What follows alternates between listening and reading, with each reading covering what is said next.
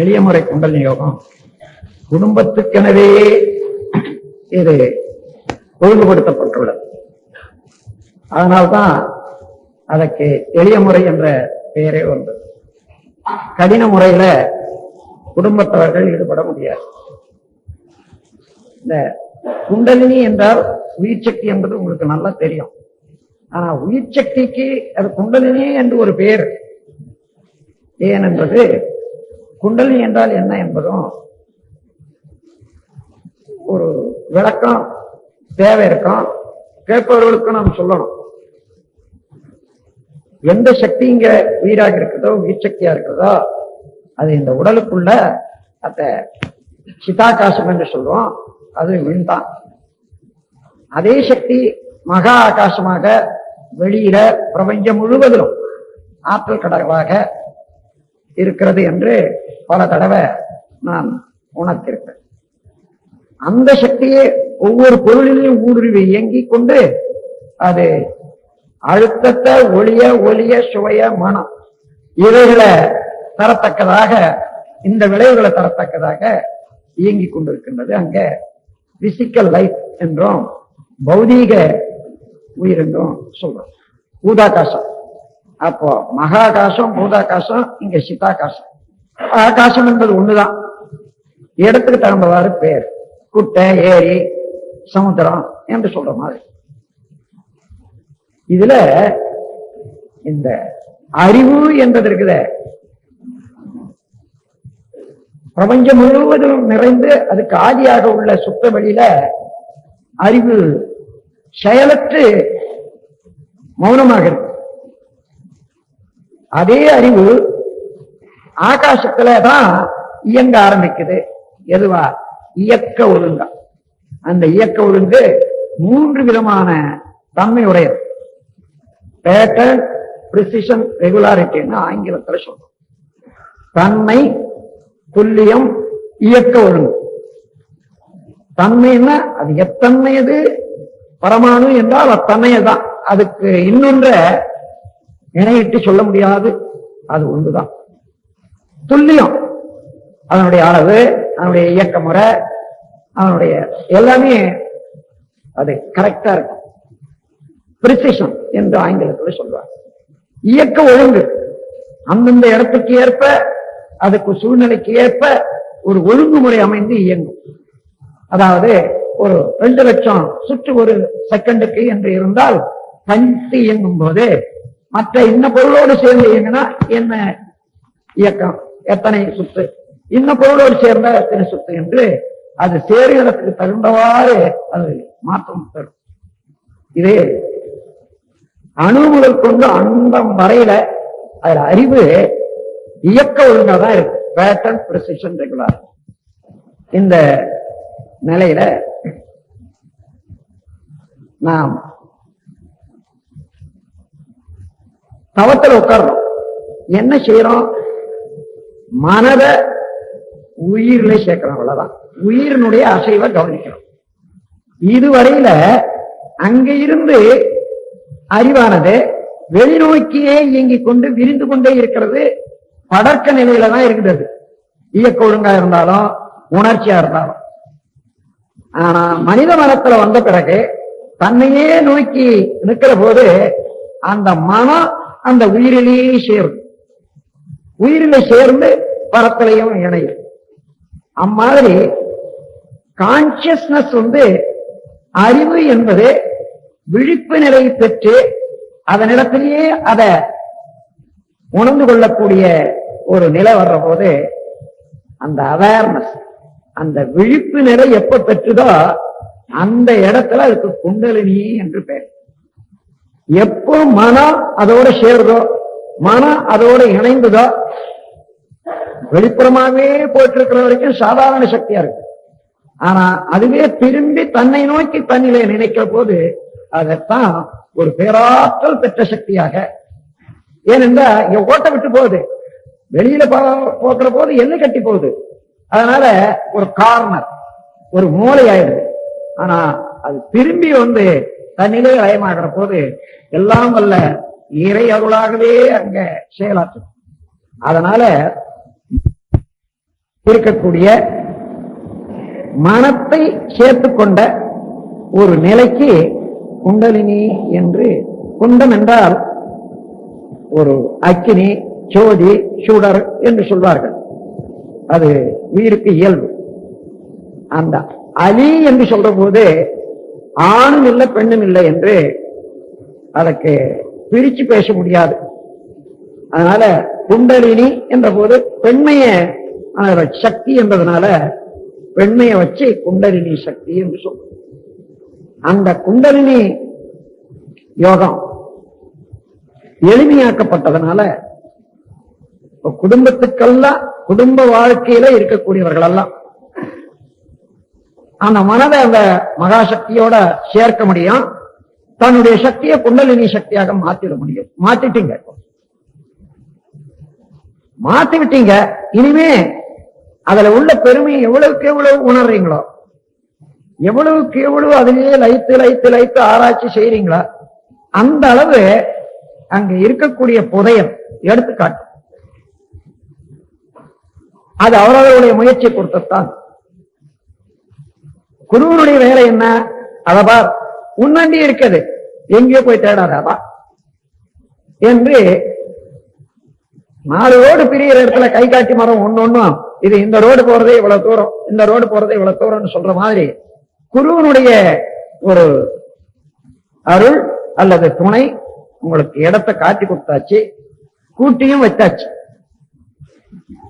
அனுபவிக்க வேண்டியது அதுல இருந்து உங்களுக்கு எவ்வளவு வேணுமோ அதை எடுக்க வேண்டியது. அங்க இருக்கிறது எடுக்கணும்னா அங்கேயே எவ்வளவு நிக்கிறோமோ அவ்வளவுதான் எடுக்கணும். ஒன்னு தவம், ஒன்னு தற்சோதனை, சிந்தனை, இப்படிதான் எடுக்கணும். எவ்வளவுக்கு எவ்வளவு தற்சோதனை சிந்தனை செல்லுதா அவ்வளவுக்கு எவ்வளவு அதுல இருந்து வரும். எவ்வளவுக்கு எவ்வளவு அங்க என்ன இங்க என்னன்னு பார்த்துட்டே இருக்கோமா அவ்வளவுக்கு எவ்வளவு நம்ம சுருங்கி போறோம், வீணாயிடும். பேரும் பெற்ற புலியூரான பேசாத நாளெல்லாம் பிறவாத நாளே என்று ஒரு புலவர் பாடினார். அதாவது நம்ம மகாசக்தியாக பிரபஞ்சம் முழுவதும் இயங்கிக் கொண்டு இருக்கக்கூடிய ஒரு சக்தி, அதுவே அறிவாக இருக்கிறது. அதை பற்றியே தெரிந்து கொள்ளாத நாள் ஒன்று இருக்குமே, ஆனால் பிறந்தும் பயனற்ற நாள் என்பதுதான் அந்த பாடலுடைய கருத்து. அந்த இந்த ஒரு பெரிய ஆற்றல் மிக்க மதிப்புமிக்க தவத்தை லேசா நாம கற்றுக்கொண்டோம் இல்ல, ஏன் அதுக்கு எளிய முறை என்று சொல்லக்கூடாது? சொல்லலாம். அதற்கு முன்ன அந்த கலை நிகழ்ச்சியில எடுத்து சொன்னாங்களே குழந்தைகள், இப்படி இப்படி மூச்சு விட வேண்டியது இல்லைன்னு. அந்த மாதிரி காலத்துக்கு இழுத்துக்கிட்டு இருக்க வேண்டியதே இல்லை. அதே போல மந்திரங்களை ஜபித்து ஜபித்து ஒவ்வொரு பாகம் சூடாகி சில சமயம் ரத்தம் வர்றது, சில சமயம் சிரமப்படுறது, அதுவும் இல்லை. ஒரு சிரமமும் இல்லாத தொட்ட உடனே மேல இருந்தது, ஆடுது, பிடிச்சுக்கிட்டீங்க. அப்புறம் கொஞ்சம் அதிகமா போற போது அப்பப்போ அதுல இருந்து வேகம் அதிகமா இருக்குதுன்னுட்டு அந்த விஷப்பல்ல எடுத்துடுற மாதிரி அப்பப்ப சாந்தி யோகம்ன்ற பேரால அதிகரிக்காத பாத்துக்கிறோம். அவ்வளவுதான். இவ்வளவு சிறப்பா, இவ்வளவு துல்லியமா நமக்கு கிடைச்சு போச்சு. இத ஆண்கள் பெண்கள் எல்லாருமே வயது வந்த பிறகு இத கற்றுக்கொள்ள வேண்டியது அவசியம். ஏன்னா இந்த மனதை உடலிடத்துல செலுத்துவது அவசியம், உடல்ல செலுத்துவது அவசியம் தான். ஆனா மனத்திடத்தையே எவ்வளவுக்கு எவ்வளவு செலுத்துறோமோ அவ்வளவுதான் வாழ்க்கையில பயனாக இருக்கும். இல்லையா மிதந்துகிட்டே போவோம், வெள்ளம் எங்க போகுதோ அங்க போய் அங்க எங்க தள்ளுதோ அங்கதான் தள்ளுவோம். நாம் எங்க போகணும் என்ற அளவுல பிளான் போட்டு திட்டமிட்டு ஒழுங்குபடுத்திக் கொண்டு சேர வேண்டிய இடத்தை சேரக்கூடிய அளவுக்கு நம்முடைய பயணத்தை ஏற்படுத்திக் கொள்ள வேண்டும்.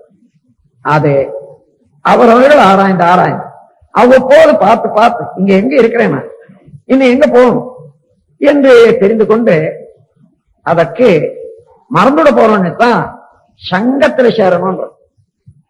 ராமலிங்க பெருமான் சொல்றாரு, தங்கமே அணையார். அந்த கவி சமரச சுத்த சன்மார்க்க சங்கமே கருதி சங்கம் சார் திருக்கோயில் சூழ்ந்திடமும் சங்கத்தில் அடியேன் துங்கமே பெறும். கவி யாருக்குன்னா வந்ததுன்னா அதை முடிச்சிடுங்க. அந்த மாதிரி அந்த சங்கத்தை பற்றி அவ்வளவு உயர்வா சொல்றார். ஏன்னா ஒரு சமயம் அப்படியே மனம் கலைஞ்சா கூட சங்கம் தான் நமக்கு அதை சேர்த்து பிடிச்சு கொடுக்கும். அவ எவ்வளவு நாளையா சங்கத்துல சேரணும்? நீங்க பெற்று விட்டீர்கள், அதை முழுமையாக்குற வரைக்கும் சங்கத்துல இருக்கணும். அதுக்கப்புறம் சங்கத்தை விட்டுடலாமான்னு இப்போ கேட்டுக்காதீங்க. ஏனென்றா வெற்று முழுமையாயிட்ட பிறகு இன்னும் முழுமையுடைய காத்துக்கிட்டு இருக்காங்களே, அவங்களுக்கு உதவணுமே இல்லையா? அதுக்காக அப்பொழுதும் சங்கத்துல இருக்கத்தான். அப்போ ஆத்மீகத்துறையில பயிற்சி பெறுகிறவர்களுக்கு அல்லது வாழ்க்கையை செலுத்திட்டு வர்றவர்களுக்கு என்றைக்கு சங்கத்தினுடைய தொடர்பு வேணும், சங்கத்தில் இருக்க வேண்டும். பற்றாக்குறையா இருக்கிற வரைக்கும் நிரப்பிக் கொள்வதற்கு சங்கம் வேண்டும். மிச்சம் வர்ற போது அதை அள்ளி கொடுக்கறதுக்கும் சங்கம் வேண்டும். சங்கத்தின் மூலமா இல்லாத தனியா எடுக்கிற போது, தனியா கொடுக்கிற போது அது ஒரு ஒரே மாதிரியாக நல்ல பயனுள்ள முறையில வராது. அதனால சங்கம் வேண்டும். அதனால்தான் சங்கத்தில் சேர்ந்தோம். சங்கம் ஒரு பெரிய குடும்பமாக, மனவளக்கலை என்ற குடும்பமே ஒரு பெரிய குடும்பமா. அந்த குடும்பத்துக்கு பேர் தான் உலக சமுதாயம். உலக சமுதாயமே அதுல எத்தனை பேர் வேணாலும் சேர்த்துக் கொள்ளலாம். இங்கே அடிப்படை என்ன? ஆன்மீக அறிவு வளர்ச்சி பெற்றால் அன்றி மனித உல வாழ்க்கையிலே இன்று இருக்கக்கூடிய தொல்லைகள், சச்சரவுகள், பிணக்குகள், சிக்கல்கள் அறுவதற்கு, போர் முதலிய கொடிய நிகழ்ச்சிகள் எல்லாம் தவிர்ப்பதற்கு வேற ஒரு வழியும் இல்லை.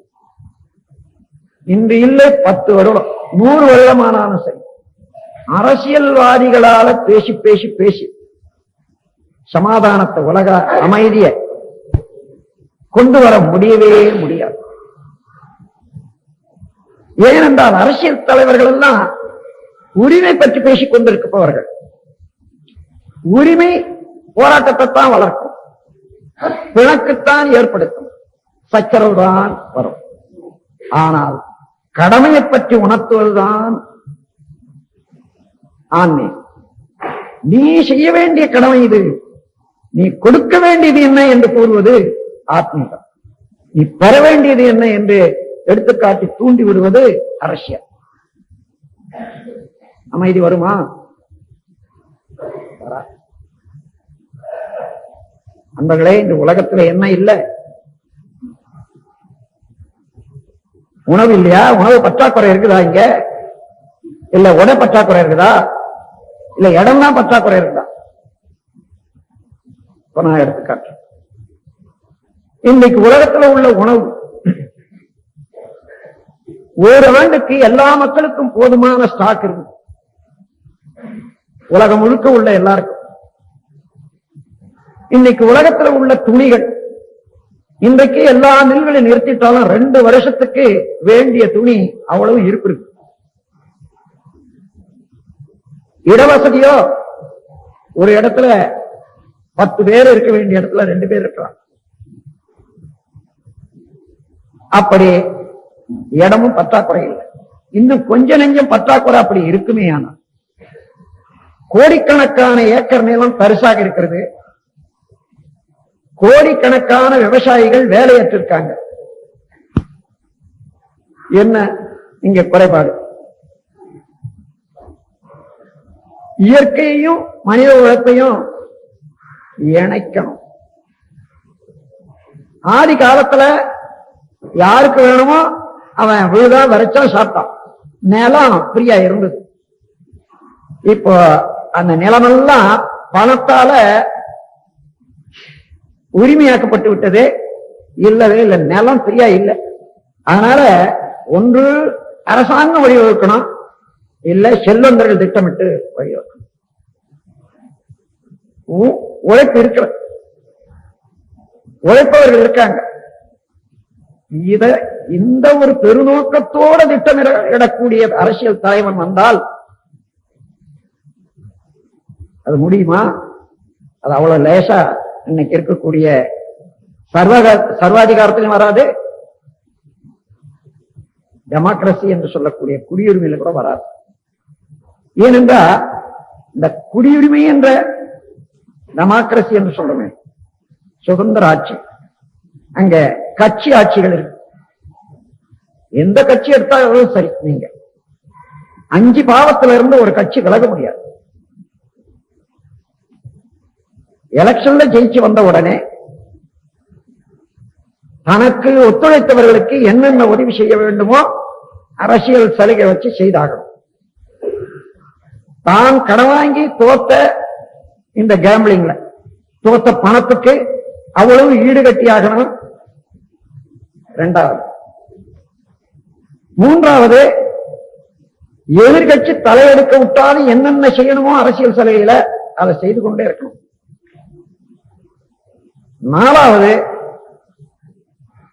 அடுத்த எலெக்ஷனுக்கு நானே வர்றதுக்கு என்னென்ன செய்யணுமோ அதை செய்தாகணும். 5வது, எனக்கு கை தூக்கிறதுக்கு என்றையே ஒரு குண்டர் அணி ஒண்ணு நான் தயார் பண்ணி வச்சுக்கணும். இந்த 5 பாவத்துல இருந்து இந்த உலகம் முழுக்க உள்ள எந்த கட்சியாயிரம் டெமோக்ரஸியில உலகத்துல எங்க ஒண்ணா இருக்கு, இது நீக்கதான் முடியுமா? ஒரு நல்லவனே வர்றான்னு வச்சுங்க, அதுக்கு முன்னே ஒரு ரேக்கெட்டு பாடம் ஆயிருக்குத, அவனை ஒழிச்சு விடுவாங்கள. அதனால அதை மாற்றப்பட முடியாது. அதனால நான் சொல்றேன், இந்த உலக சமாதானத்தை பற்றி இரவும் பகலும் உற்றுற்று ஆராய்ந்தேன். உலக சமாதானம் அது எப்படி எப்படி நான் ஆராய்ந்து பார்த்திருக்கேன்னு உலக சமாதானம் புத்தகத்தை பார்த்தீங்கன்னா தெரியும். இன்னைக்கு அது கையில இல்லை. இப்ப அந்தகளுடைய வேகம் ஜாஸ்தியா இருக்கிறதுனால அடுத்த ஆண்டு இப்போ நான் போய் வர பயணத்தில இருந்து எப்படியோ அதனுடைய மூலதனம் வச்சு அதை எடுத்துடலாம், அதை கொண்டு வந்துடுறேன். அதை படிச்சதுல ஒரு சிந்தனைக்கு தூண்டுகோல் அரசியலால இன்னும் உலக அமைதியை பற்றி எல்லாம் பேசுறாங்க. நானே உலக சமாதானத்தை பற்றி ஐக்கிய நாடு சபையில நம்முடைய சங்கத்தினுடைய கொள்கையை பத்தி பேசணும்னா நம்புவாங்களா? இங்க நம்புறது வரும். ஆனா அவர்களே போட்டிருக்கக்கூடிய அந்த அறிக்கைகள், விளம்பரம், அதுல நான் கொடுத்த என்ன பேசியிருக்கணும் அந்த பேச்சினுடைய கருத்தை எல்லாம் விளக்கியிருக்கேன். அதனால அது ரெக்கார்ட் ஆயிருக்கு. ஆனா அங்க யாரு இருக்கான்? அரசியல்வாதிகளிலே உட்கார்ந்துட்டு இருக்கான். எங்க போனாலும் அங்கதான் இருக்கான். அவன் நல்லது அங்கே வச்சு விட்டுட்டு அதுக்கு பேர் வீட்டோ பவர். ஏதேனும் ஒரு முக்கியமான சமாதானத்துக்கு வர வேண்டியதுதான் வீட்டோ பவர். அதனால முடியாதுன்ற. நான் எதுக்காக சொல்றேன்னா, ஆன்மீக அறிவை உயர்த்தி ஒவ்வொரு மக்கள் உள்ளத்திலேயும் எல்லாம் வல்ல இறைவனையே குடியிருக்கிறான். யாருக்கும் தொல்லை இல்லாத, தொந்தரவு இல்லாத, ஒத்தும் உதவியும் வாழ வேண்டும் என்ற ஒரு தெளிவு மனிதனுக்கு பிறந்து, அந்த தெளிவுபடி வாழ்வதற்கு சமுதாயத்தில வாய்ப்பு ஏற்படுத்திக் கொள்ள வேண்டிய ஒரு திட்டம், அதற்கு தக்கவாறு குழந்தைகளை வளர்க்க வேண்டிய ஒரு பொறுப்பு. இது வந்தால் ஒழிய உலக சமாதானம் வருமா? அரசியல்வாதிகள் சமாதானம் பேசுறான், தீட்டிக்கிட்டே கத்தி. நான் சமாதானம் தான் போனேன். எனக்கு திடீர்னு வந்துட்டா நான் என்ன பண்றேன்? அதுக்காக நான் இரவு பகல் நிக்கிறதே. நண்பர்களே, நான் எல்லா நாட்டு அரசியலை பற்றியும் ஓரளவு ஆராய்ச்சி செய்தேன். அதனால இந்த ஆன்மீகம் உலகத்திலே ஓங்கினால ஆன்மீக அறிவு தெளிவாக, அதுவும் தெளிவாக, இந்த பொருட்டு அந்த பொருட்டு அதை கேட்டா அவன் கொடுப்பான், கடவுளை கேட்டா கடவுள் கொடுப்பான் எல்லாம் இல்ல. அவன் உள்ளத்துல இருந்து கொண்டு அவன் செய்யற செயலுக்கு தக்க கூலியை தான் கொடுத்துட்டு இருக்கான். ஏமாந்தம் இல்லை கடவுள். நல்லது செய்தான்னா நல்ல விளைவை தர்றான், தீயது செய்தான்னா தீய விளைவை தர்றான் என்றது இல்ல. அவனே நல்லதாகவும் இன்பமாகவும் துன்பமாகவும் கூலியாக மாறுறான், நமக்கு அனுபவமாக மாறுறான். இன்னி கூட பெறட்ட முடியாது, பெற முடியாது. இந்த உண்மையை உணரும். ஒவ்வொரு செயலிலும் விளைவாக வருவது ஈஸ்வர நியதி, இயற்கை நியதி. ஆகையினாலே நான் செய்யற செயலுக்கு தக்க விளைவுதான் வரும். ஆக என்ன செய்யணும் என்று பார்க்கிற போது விரிந்த மனம்தான் இல்ல உலகத்துல, வேற எல்லாருக்கும் எல்லாம் தேவையானது அவ்வளவு இருக்கு. அந்த மனிதர்கள் வர்றது எங்க வரும்? ஆன்மீக அறிவு வந்தாத்தான் வரும். அது உடனே வந்துடுமா? இங்க பிறக்கிற போதே ஆன்மீக அறிவு வளர்வதற்காக ஒரு சங்கம் வர்ற போதே கூட அந்த சங்கங்களிலே கூட எனக்கு அது வேணும் இது வேணும்னு போராட்டம் இருக்கும். ஏன் நம்ம நாட்டில் உள்ள பஜனை கூடங்களை எடுத்துக்கோங்க. நான் கூட 2-3 பஜனையில இருந்திருக்கேன். அந்த கடைசியில சுண்டல்ல வர்ற தகராறு அங்க ஒரு பஜனை கூட இங்க ஒரு பஜனை கூடமா. இப்படி ஒவ்வொரு ஊர்லயும் 3 பஜனை கூட 2, அதுவும் கொஞ்ச நாள் பொறுத்து 2ம் இல்லை. அப்படி போனது உங்களுக்கு எல்லாம் தெரியும். ஆனா இந்த பஜனை பண்ணிக்கொண்டே எவ்வளவு காலம் நாம் வாழ முடியும்? அரசியலை பற்றியும் சிந்திக்கணும். நண்பர்களே, அரசியல்ல தெரிந்த அறிவாளிகள் தான் போறாங்க. ஆனா அங்க போன பிறகு அவங்க இன்னைக்கு என்ன செய்யறாங்களோ அதை விட மாறி செய்ய முடியதில்லை. இந்தாண்ட எங்க எப்படி டிரைவர் ஓட்டிக்கிட்டே போறான் காரு, அதாவது பஸ், எல்லாரையும் நல்லபடி கொண்டு போய் சேர்க்கணும்னு 2 பேர் 3 பேர் ஏறிக்கிறாங்க. அங்க இருந்து கத்தி காமிச்சு, ஏய் நிறுத்து, என்ன நிறுத்து, ஓட்டினா சரி. அப்புறம் கொள்ள அடிக்கிற வரைக்கும் அவன் நிறுத்தணும். இதே போல ஒரு அரசியல்வாதி அங்க போய் உட்கார்ந்தா இப்படித்தான் நிக்குது. அவன் என்ன பண்ண முடியும்? ஒரு அரசியல்வாதியுடைய நேர்மை அரசியல் தலைமை பீடத்துல என்ன பண்ண முடியும்? நல்லா யோசனை பண்ணி பாருங்க. அதனால நான் ஆன்மீகத்துறையில தான் சேவை செய்து உயிரை கொடுத்தாலும் சரி, ஆன்மீக அறிவு உலக மக்களுக்கு பரப்பி இன்று முதல் கொண்டு 50 ஆண்டு ஆனாலும் சரி, 100 ஆண்டு ஆனாலும் சரி, அதை விட வேற எந்த வழியிலையும் உலக சமாதானத்தை, மனித குலத்துல சமாதானத்தை ஏற்படுத்தவே முடியாது. பூசை சபம் பாசை உடை ஒன்றாய் கொண்டால் பொருந்து சமரசம் என்றார். அதிலும் இல்லை. காசை ஒழித்தே உலகில் பண்டமாற்றி காணலாம் என்பார். காலம் ஒவ்வா ஆசைதனை ஒழிக்கவென்று பல சொன்னார்கள். அது எழுந்து விட்டதென்னே அழிவதெங்கே?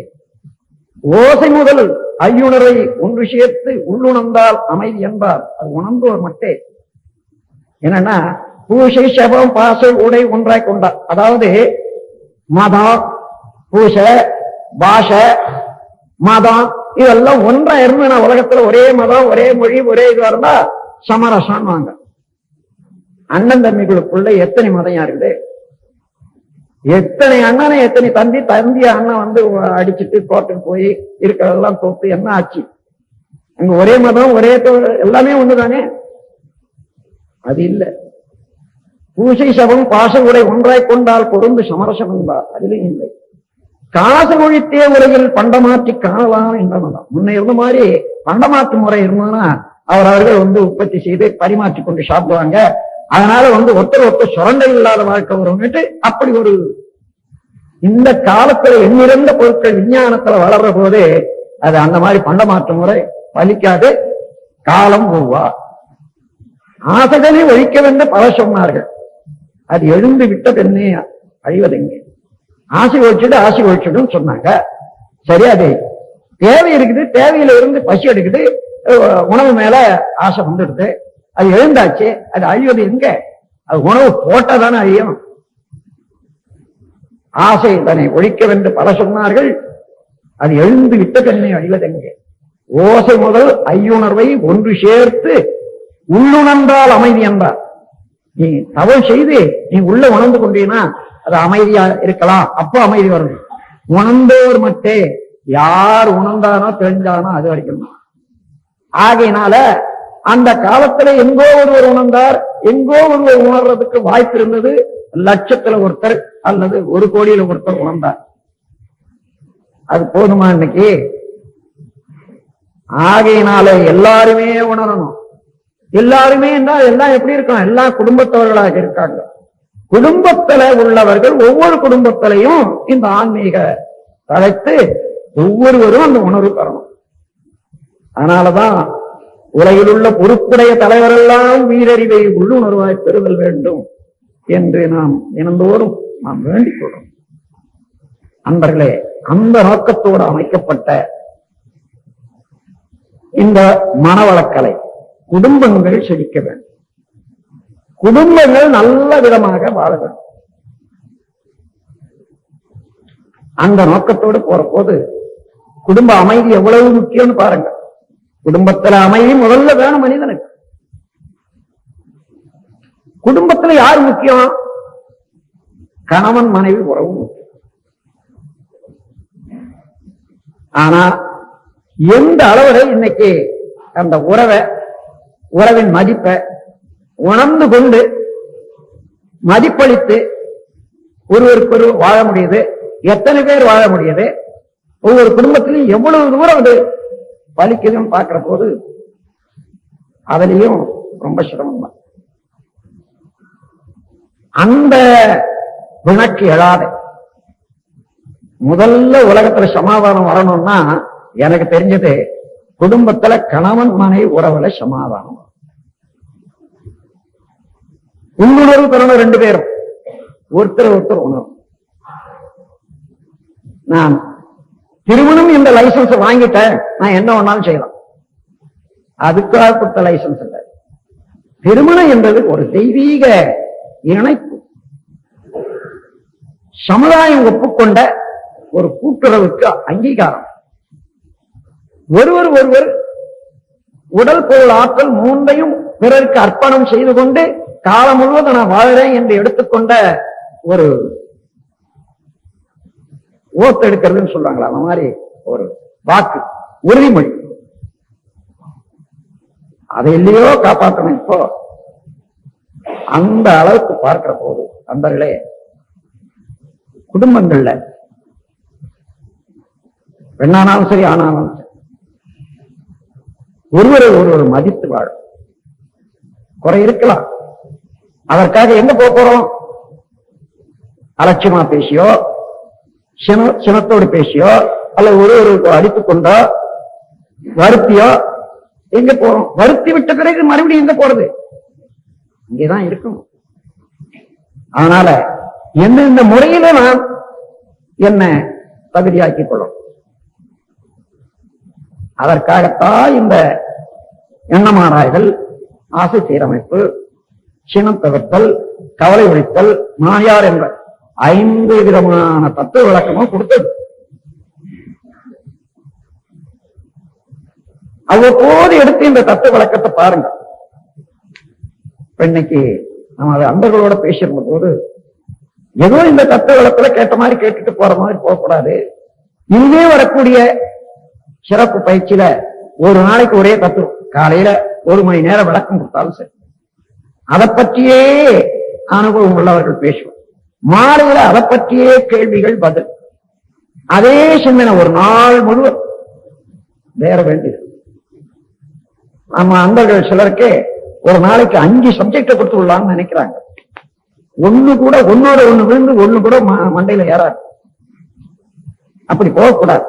5 நாள் இருந்தாலும் சரி, ஒரு சப்ஜெக்ட் காலையில பேசணும், மாலையில 1 மணி நேரம் மௌனம், அதை ஒர்க் பண்ணணும், அதை பயிற்சி பண்ணணும். அதன் பிறகு அதுல இருந்த சந்தேகங்களை எடுத்து கேட்கணும், அதுல அனுபவங்களை எடுத்து பேசணும். ஒரு நாள் முழுவ சினம் தவிர்த்தல் இருந்தா ஒரு நாளை காலையில இருந்து மாலை வரைக்கும், கவலை ஒழித்தல் இருந்தா காலையில இருந்து மாலை வரைக்கும் தான். 5 நாளைக்கு 5 சப்ஜெக்ட். மற்ற 2 நாளைக்கு, ஒரு நாளைக்கு மௌனம், இன்னும் ஒரு நாளைக்கு இதை போல இந்த செய்தது போல ராதாகிருஷ்ண சங்கல்பம், அது மாதிரி ஏதாயிலும் 7 நாள் சும்மா மேல மேல மேல கேட்டுக்கொண்டே போய் அதை செயல்படுத்த முடியாது இருக்கிறத கேட்கறது என்னதான். நம்ம மூளையை ஒரு கார்பேஜ் ஆக்கக்கூடாது, நிறைய சேர்த்து வச்சுட்டு பயனில்லாது. இன்றைக்கு நீங்க என்ன தெரிந்து கொண்டீங்களோ மாலையிலிருந்து குடும்பத்துல நீங்க அதை பயன்படுத்தணும். நான் யார் இந்த சப்ஜெக்ட்ல என்ன தெரிஞ்சு கொண்டோம்? எல்லாமே அவனுடைய உருவங்கள் தான். செயல்தான், இயக்கம் தான், உணர்ச்சிகள் தான் என்று தெரிந்து கொள்ற போது அதை இங்க பயன்படுத்துங்களேன். இறைவன் என்னுடைய கணவனிடத்திலே அறிவாக இருக்கிறான், உயிராக இருக்கிறான், அசைவாக இருக்கிறான், தேவையாக இருக்கிறான். இறைவனே என்னுடைய மனைவி இடத்துல உயிராக இருக்கிறான், அறிவாக இருக்கிறான், தேவையாக இருக்கிறான், செயலாக இருக்கிறான். பக்தி மார்க்கமானாலும் சரி, ஞானமானாலும் மார்க்கமானாலும் சரி, கடவுளை வேண்டுகிறீங்க, கடவுளே நேர்ல வருவான். ஒரு ஆளை போல வந்தா கூட அடடே நீ யாரா, நான் கடவுளையே தேடுறேன்னு சொல்லுவீங்க. ஆனால் கடவுத்தன்மையில இருந்து எல்லாம் வல்ல அருட்பேர் ஆற்றலில் இருந்து உங்களுக்கு உங்கள் வேண்டுகோள் படி ஏதேனும் கிடைக்க வேண்டுமையானால் ஒரு மனிதன் மூலமாகத்தான் கிடைக்கும்.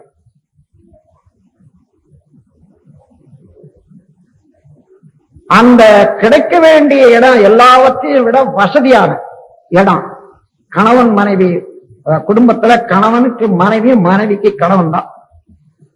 இறைவனே அருள்பாலிக்கக்கூடிய ஒரு இடம். நான் அழுத்தம் திருத்தமாக பேசுவது உங்களுக்கு நல்ல படியணும் என்பதற்குத்தான் பேசுறேன்.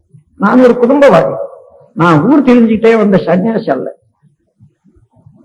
உழைத்தேன், பல வாணிபங்கள் எல்லாம் செய்த, ஏழ்மைக்காக ஏழ்மையை போக்கணும் என்ற பாட்டை எடுத்தேன். அரசியலை பற்றி ஆராய்ச்சி செய்தேன், பொருளாதாரத்தை பற்றி ஆராய்ச்சி செய்தேன், ஆன்மாவை பற்றி ஆராய்ச்சி செய்தேன், உயிரை பற்றி ஆராய்ச்சி செய்தேன். ஆனால் கடைசியாக எந்த முடிவு, எந்த தெளிவு பெற்றனோ அதை தான் உங்களாண்ட ஒப்பிக்கிறேன். என்றைக்கு இறைவனையே உங்களுடைய அதர் பார்ட் வாழ்க்கை துணைவர் என்ற காணக்கூடிய ஒரு அறிவு உங்களுக்கு வருகிறதோ அங்கே வழிபடும். வழிபடும் என்றால் என்ன? ஈடல் இசைப்பட வாழ்வு. அவர்கள் மனதுக்கு ஒத்தபடி செயலாற்றுவது, வந்த துன்பத்தை போக்குவது என்பது இங்கேதான் தொடங்கணும்.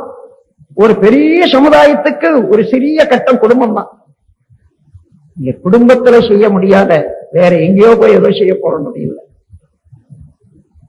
இனிமே அந்த குடும்பத்தையே முதல்ல வைத்து இங்கேயே பழகுங்க. இந்த பாடம் எடுக்கட்டும். அதுதான் சிறப்பு பயிற்சியில நீங்கள் தெரிந்து கொள்ள வேண்டிய ஒரு பெரிய பெரிய உண்மை.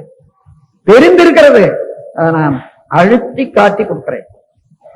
எவ்வளவு அவசியமானது என்பதை உணர்த்தி கொடுக்கிறேன்.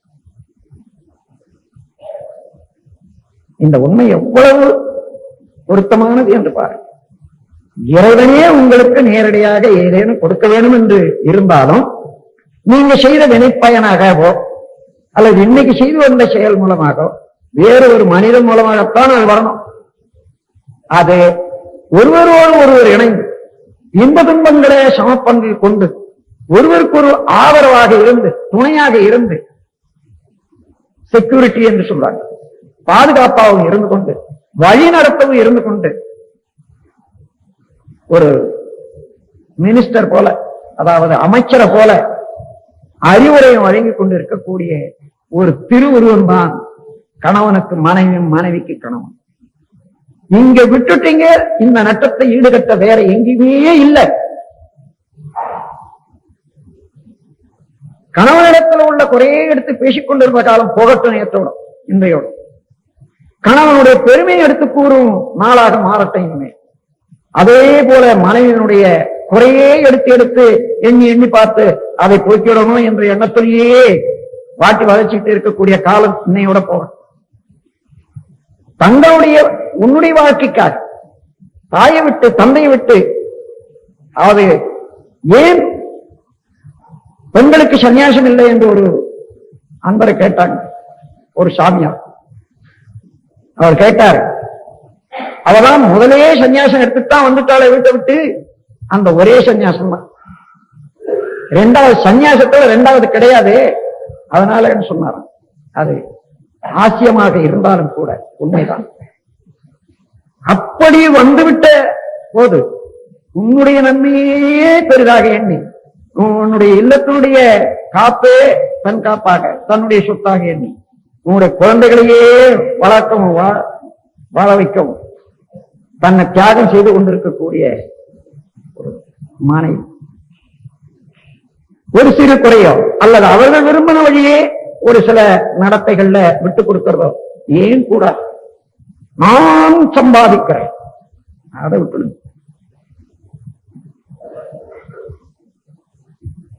என்னுடைய அன்னை சொல்லுவாங்க, அந்த மாதிரி யாராவது சொன்னா நான் தான் சோறு போடுறேன் அவளுக்கு என் சொல்லி கேட்கணும்னு சமாதானத்துக்கு வருவாங்க ஊர்ல இருந்து. அப்ப சொன்ன நாய் கூட தாண்டா பண்ணுது சோறு வாங்க போச்சு, இவர் சோறு போடுறதெல்லாம் போச்சு. அதுக்குள்ள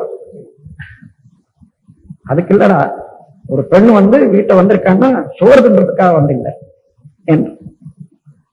நண்பர்களே, அத்தகைய ஒரு பெரிய ஒரு தெய்வீக உறவு கணவன் மனைவி என்றதை உணர்ந்து கொண்டால் எல்லாரும் குடும்பத்தை சேர்ந்தவங்க, இல்ல இன்னும் குடும்பத்தை ஏற்றுக்கொள்ள தயாராக இருக்கிறவங்க.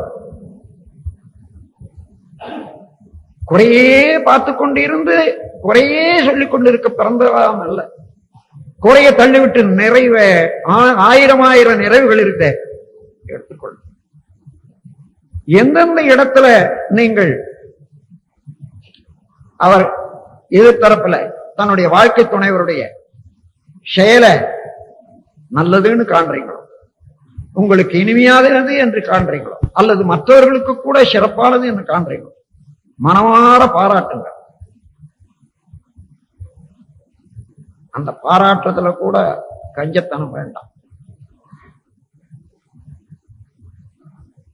ஒரு நல்ல பொருள் நல்ல செயல் செய்யற போது இது நல்லா இருக்குதுன்னு சொல்றதுக்கு என்ன, அதை எதிர்பார்க்குது அந்த உள்ளம். அப்படி சொல்லிட்டா ஏறிடுமே.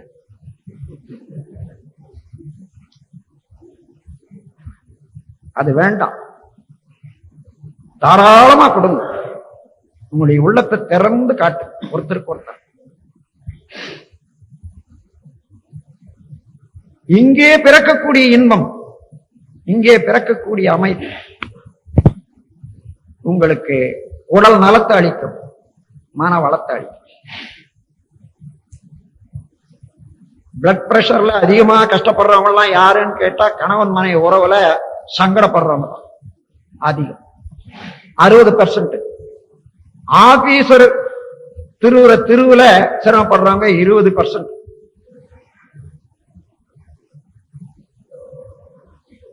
வாங்கின கடனை திருப்பி கொடுக்க முடியாத அல்லது கொடுத்த கடனை திரும்பி வாங்க முடியாத இருக்கிற ஒரு 10%. இங்கதான் பிளட் பிரஷர் தோன்றும் இடம்.